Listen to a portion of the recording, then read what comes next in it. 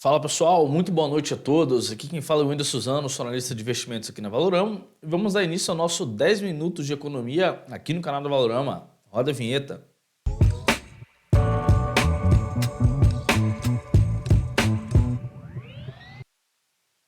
Fala pessoal, bom, segunda semana aí do mês de abril, hoje dia 10 de abril aí, pós-Páscoa aí, ontem a gente teve o nosso feriado de Páscoa aqui no Brasil, né? E hoje tivemos aí o feriado de Páscoa em alguns países aí no mundo, tá?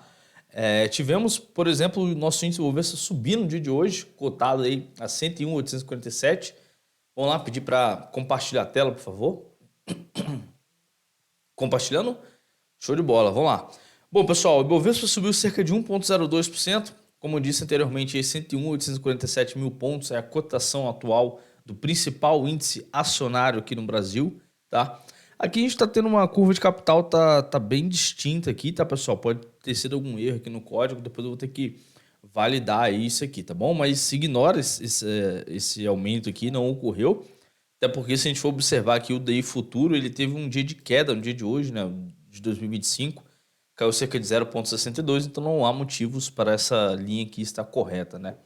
Enfim, o dólar fechou aí com 0,19% de alta, cotada 5,06, 5,6 aí o dólar comercial, tá, pessoal? O dólar deu uma breve reagida aí após cair bastante nas últimas semanas. A gente viu o dólar saindo, por exemplo, de 5,25 para 5,6, 5,9 aí na semana retrasada. Semana passada ficou estável e essa semana aí já iniciou com o dólar dando uma respirada.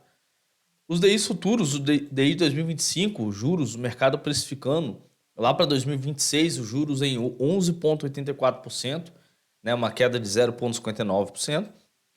O de 2025, o mercado precificando em 11,98%, uma queda de 0,62%. E os juros para 2024, para o ano que vem, o mercado precificando em 0,3%. Dow Jones, os índices americanos Dow Jones fechou positivo em 0,3%, o S&P 0,1% e a Nasdaq praticamente no 0 a 0, caiu cerca de 0,09%.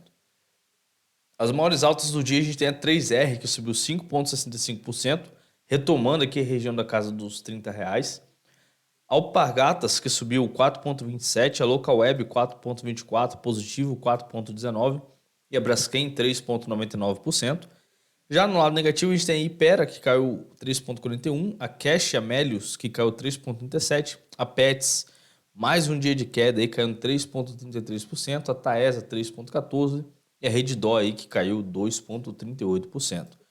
O maior volume no dia de hoje foi exatamente a Taesa, que negociou praticamente 3,32 vezes a sua média de 20 períodos, tá?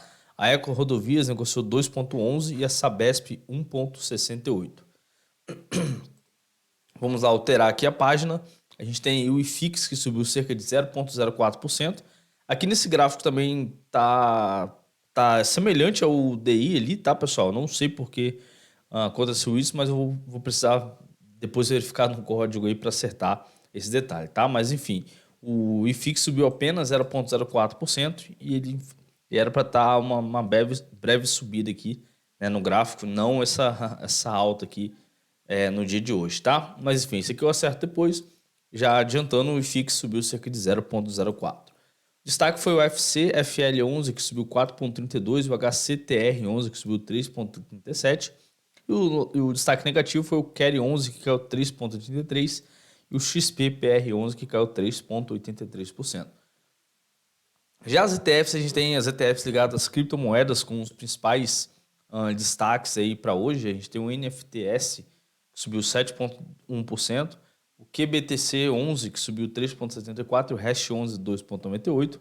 As BDRs, a gente tem a A2MC34, que subiu 10,62%, e a Multi-C34 subiu 9,61%. E nas commodities, a gente tem o boi gordo, que subiu 0,65%, o milho ficou praticamente no 0 a 0, e o minério de ferro caiu 0,98% e o Brent 0,64% de queda no dia de hoje, tá, pessoal? Hoje a gente não teve muitas notícias relevantes, né? Podemos observar aí. Opa, sem querer eu cliquei aqui na notícia em vez de fechar, mas enfim. Ó, tivemos aqui feriado de Páscoa lá no Reino Unido, na Alemanha também, na Suíça, na Itália, na França. Então os principais países europeus aí ficaram praticamente com as bolsas fechadas no dia de hoje. né? O GPDI foi o principal destaque aí, né, para hoje. Também não veio aí uma deflação, a inflação de março, aí no caso, veio 0,34%, veio uma deflação, né? Veio bem abaixo do que o mercado estava esperando e veio abaixo também do mês anterior, né? Então a gente vê, por exemplo, os preços já diminuindo aí de acordo com o GPDI, né? Um dado relevante aí também para o Brasil. Tirando esse dado, a gente não teve muita notícia relevante para o dia de hoje, tá, pessoal? Foi um dia um pouco mais parado, podemos dizer assim. Vamos lá, vamos para os fluxos de capital estrangeiro. Fluxo de capital estrangeiro, a gente tem aí investidor estrangeiro, os gringos aí retirando 128 milhões da nossa bolsa aqui lá no dia 5/4. Tá? 5/4, para quem não sabe, acho que foi na quarta-feira, né? Sexta a gente não teve pregão. 5/4 aí foi na quarta-feira e tivemos a retirada aí de 128 milhões dos investidores estrangeiros aí lá na quarta. Já o saldo do mês, a gente tem pessoa física positiva em 422 milhões, institucional vendido em 1 bilhão e 99 milhões aí, 999 milhões no caso. Estrangeiro positivo em 1,018 bilhões aí de reais positivo. Instituição financeira 287 milhões e outros na casa do 2,64. Na verdade é 264 milhões aí de fluxo positivo no mês, tá? Então a gente está vendo um mês aí com estrangeiro e pessoa física de um lado. Na verdade é pessoa física, estrangeiro, instituição financeira e outros aqui do mesmo lado, um fluxo positivo no mês, contra os institucionais aí que estão em torno de 1 bilhão e 999 milhões aí de fluxo negativo nesse mês, tá? Bom, vamos para os gráficos. A gente tem aí, por exemplo, o índice Bovespa começando aí a semana positiva, subindo cerca de 1,02%, como a gente viu anteriormente, né? Subiu, foi uma alta interessante no dia de hoje, mas o que destaca é exatamente esse baixo volume, tá? A gente está vendo aí um volume de 11 bilhões. Né? Se a gente for olhar aqui, a média de volume do Ibovespa está em torno de 17 bilhões. Então foi um dia de alta, mas infelizmente é um dia de alta bem abaixo, o volume bem abaixo da sua média aí no gráfico semanal, tá? Na verdade, esse aqui é o gráfico diário. O gráfico semanal não vale nem a pena a gente confrontar, né? Porque realmente a semana começou agora. Mas se a gente for olhar, por exemplo, a semana passada, a semana retrasada e a anterior a ela, a gente vê, por exemplo, que foram 3 semanas que o mercado aí está negociando abaixo do seu volume, abaixo da sua média, na verdade, né? Então a gente vê, por exemplo, para romper essas regiões, por exemplo, de 100 mil pontos, 102 mil pontos, são regiões de suporte, a gente teria que ter aí, por exemplo, um volume semana média rompendo essas regiões. A gente comentou nessa semana aqui, né? Inclusive até colocamos essa setinha aqui de compra, né? Exatamente quando o mercado rompeu 100 mil pontos aqui, estava com baixo volume, a gente falou que na próxima semana era esperado uma possível correção, né? Que foi exatamente o que aconteceu aí, como a gente pode observar. E essa correção também veio abaixo do volume, né? Então a gente está vendo aí, por exemplo, o mercado negociando, mas sem grandes movimentos, sem grandes plays aí, tentando levar, por exemplo, o Ibovespa para cima e também sem grandes players tentando derrubar o Ibov aí para baixo dos 100 mil pontos, tá? Então a gente ainda está nessa indecisão, ainda segue consolidado nessa região entre 100 mil e 105 mil pontos aí e vamos ver aí como é que vai ser nas próximas semanas, para ver se vai ter força suficiente para se manter acima dessa região.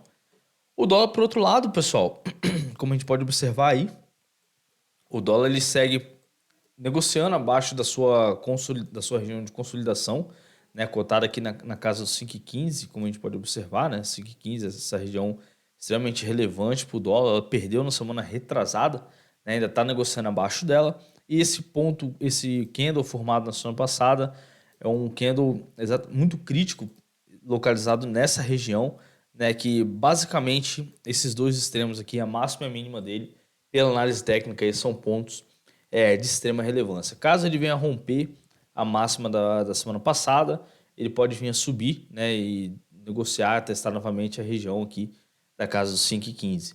Caso ele venha perder essa média, é bem provável aí, pessoal, que a gente pode observar o dólar abaixo dos R$ 5 aí para as próximas semanas, tá bom? Bom, pessoal, esses foram os principais dados que eu queria trazer para vocês. Não tivemos grandes oscilações assim, né, como a gente mostrou. Foi um dia de calendário econômico fraco. Temos feriado, por exemplo, nas bolsas europeias lá, então foi um dia de baixa volatilidade, podemos dizer assim, né? E vamos ver como é que vai ser o dia de amanhã, tá bom? Pessoal, mais uma vez agradeço a participação, um grande abraço e até mais. Tchau, tchau.